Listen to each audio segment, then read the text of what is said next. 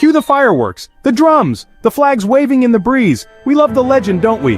Brave rebels, powdered wigs, tea dumped in Boston Harbor, freedom ringing from sea to shining sea. But what if that story's only half true? What if behind the parades, the speeches, the history books, there's a mess we're not taught to see?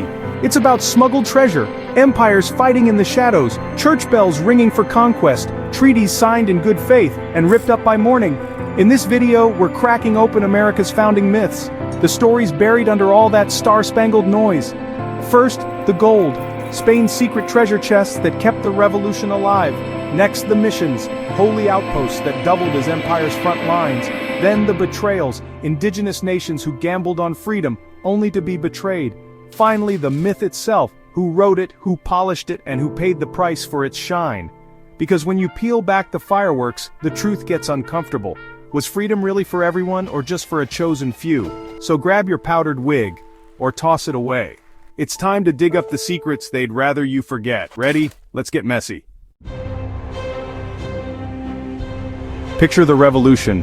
Brave rebels in ragged coats, muskets on their shoulders, freezing at Valley Forge, no food, no shoes, but somehow, they keep fighting. How? We love to say France. Lafayette, fancy fleets, powdered wigs, all true. But there's a missing player, Spain, the old Catholic empire, not exactly freedom's poster child. Yet behind the scenes, they poured in silver, they smuggled gold, they kept the rebel dream alive. Imagine this. Spanish galleons crossing the Caribbean, chests of coins hidden in barrels, privateers dodging British patrols, treasure sailing up the Mississippi, gunpowder bought in Havana, muskets from New Orleans, all for a revolution that wasn't theirs. Who pulled the strings? Bernardo de Galvez, governor of Spanish Louisiana. He hated Britain, he wanted revenge for old colonial wounds. So he opened the vault, he opened the ports, he opened a secret war front. Galvez didn't just write checks, he grabbed a sword, led troops down the Gulf Coast, captured British forts in Baton Rouge, pushed the fight to Pensacola, all while Washington's army was running low on bullets and bread. So, Spain kept freedom on life support. Funny how we forget that. When was the last time you saw Galvez's statue? Where's the Spanish flag on the 4th of July? Where's the history lesson on smuggled treasure? It's not there. Doesn't fit the neat myth, one man's gold, another man's freedom. And Spain, they weren't doing charity work, they wanted to stick it to Britain. So, next time you hear, no taxation without representation, remember the coins slipping through Havana's docks. Remember the doubloons stashed in rebel saddlebags. Revolution wasn't cheap, freedom needed funding, and Spain picked up the tab when no one else would. Makes you wonder, if the gold came from an empire, how pure was the freedom that bought it? Gold made the muskets roar, but gold alone didn't hold the frontier. Spain had another trick. Priests in robes, missions on stolen land. Let's talk about God. So we've got Spanish gold funding freedom. But Spain didn't just send treasure, they sent something holier. Priests, crosses, missions. And these weren't tiny wooden chapels in the wilderness. They were colonial fortresses, disguised as churches. Picture this. It's the 1700s. Spanish friars travel north from Mexico. They set up mission after mission. California, Texas, Florida. Each mission is a little empire outpost, a base for the crown, and a trap for the local tribes. Sure, they preach salvation, baptism, confession, communion. But behind the prayers, forced labor, fields plowed by native hands, land stripped from ancient stewards, whole cultures bulldozed in the name of God. They called it civilizing. But it looked a lot like conquest in holy robes. If you were an indigenous family, you might see your children taken to mission schools, your language erased, your spiritual sites smashed or paved over. Freedom of religion? Not for you. Not back then. And these missions didn't just appear by chance, they were Spain's chess pieces, a buffer against rival empires, a way to anchor claims on land, a warning to Britain and France. Back off, this is Catholic turf. Funny, right? While the founding fathers bragged about freedom of worship, Spanish priests were stamping out entire belief systems. Two ideas of freedom, two ideas of empire, both marching across the same continent. Want an ironic twist? Some of these missions outlived Spain's rule. When Mexico won independence, some missions were abandoned, others were converted.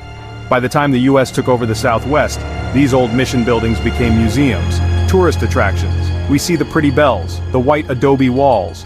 But we rarely ask, who paid the price to build them? It's easy to romanticize missions now, postcards and guided tours. But behind every prayer was a power play.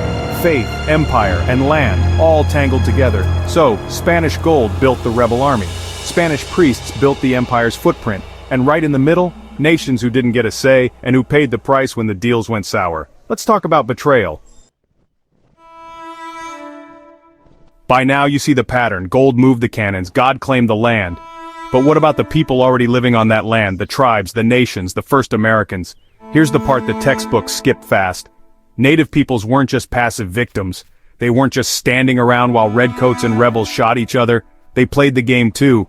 They picked sides. They fought for survival.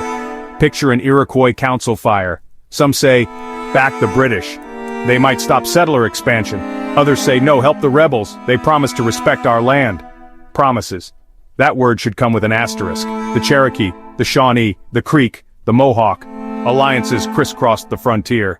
Tribes weighed who might betray them less. It was a gamble. Guess how that worked out? When the dust settled, the new United States did what empires do best.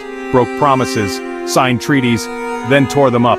Drew borders, then pushed past them. Nations that fought beside Washington's army got nothing. Worse than nothing. They got pushed west. Again. And again. Imagine being an Oneida warrior. You fought in rebel battles. You lost family for the cause. You thought freedom meant something for you too. Next thing you know, new settlers take your hunting grounds. Your people are forced out. Your sacrifice? A footnote. It's easy to paint the revolution as freedom's big moment. But whose freedom? Did it really include the people who called this land home for thousands of years? Or was liberty just for a chosen few? And what did those betrayals cost? Generations of displacement, wars across the frontier, broken cultures, lost languages, a deep scar that still cuts through history today. Every July 4th cookout we remember muskets and tea parties. But how often do we remember the Haudenosaunee who lost half their homelands? Or the Muskogee pushed south? Or the countless tribes who vanished from maps and memories? They fought, they hoped, they were betrayed. And who wrote their story down? Almost nobody. The victors wrote a myth instead. Neat, clean, heroic. A story good enough for textbooks and parades, but a lot of messy truths got buried with those broken treaties. So, let's dig them back up. Who gets to write America's origin story? Who gets erased? Time to find out. So, we've got the gold. We've got the missions. We've got the betrayals. Now comes the cover-up. Because none of this messy business makes the parade look good, right? Imagine sitting in a classroom. Big map of the 13 colonies. George Washington in a fancy wig, freedom ringing from every textbook page. But wait, where's Spain's secret treasure? Where's the cross standing over stolen lands? Where's the treaty that broke right after it was signed? Turns out, history isn't just what happened, it's who writes it down. And America's founding story, it got polished, smoothed out. All the rough edges sanded away. Early historians, many of them politicians, knew the power of myth. A clean story unites people. A messy story, too many awkward questions. So, what did they do? They made heroes bigger than life. They made freedom sound pure. They made indigenous nations vanish into the background. They left out the Spanish coins jingling in rebel pockets. They skipped the priests baptizing land for empire. And the best part? Once a story sticks, it's hard to shake. Kids grow up reciting the same names. Washington, Jefferson, Franklin, not Galvez, not Oneida war chiefs, not the countless native families forced from their homes. Think about the paintings. Powdered wigs, proud poses, signatures on parchment. Nobody's painting the missionaries standing over burned villages. Or the chiefs signing a treaty they knew would be broken. It wasn't an accident. It was design. America needed a myth. A story simple enough to rally a country. And complicated enough to hide the cracks. And it still works today. Every time we buy the clean version, every time we shrug off the darker chapters, every time we skip past the names they buried. But here's the thing about buried stories. They don't stay buried forever. They pop up in archives, in family memories, in land acknowledgements. They whisper that the flag isn't the whole truth. So next time someone waves that flag, ask, who wrote the myth? Who profits from it now? And if the foundation is shaky, what stands on top of it today? History isn't finished, it's ours to dig up and question again and again. So here we are. Fireworks gone, wigs off, myths cracked open, Spain's gold bankrolled freedom, Catholic missions tamed souls and took land. Indigenous nations fought. They were promised respect. They got betrayal instead.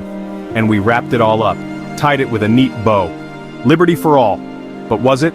America's founding story is more than heroes and tea parties. It's empires clashing, treasures changing hands, deals made in candlelit rooms, deals broken by dawn. And the question? If the foundation is part myth, what stands on top? A clean story helps keep the machine running. It tells us who belongs, who doesn't, who's worth remembering, who gets erased. But here's the good news. History isn't frozen in marble, it's messy. It leaks through letters, ruins, old maps, buried bones. It waits for us to dig it up, to ask, who really paid for our freedom? Who got pushed aside? Who's still fighting to be seen? If the fireworks ever feel too loud, just remember, there's a quiet truth under every flag. A truth they'd rather you forget. So keep scratching, keep reading between the lines, keep asking better questions. Freedom is complicated, and maybe that's the point. Stay curious.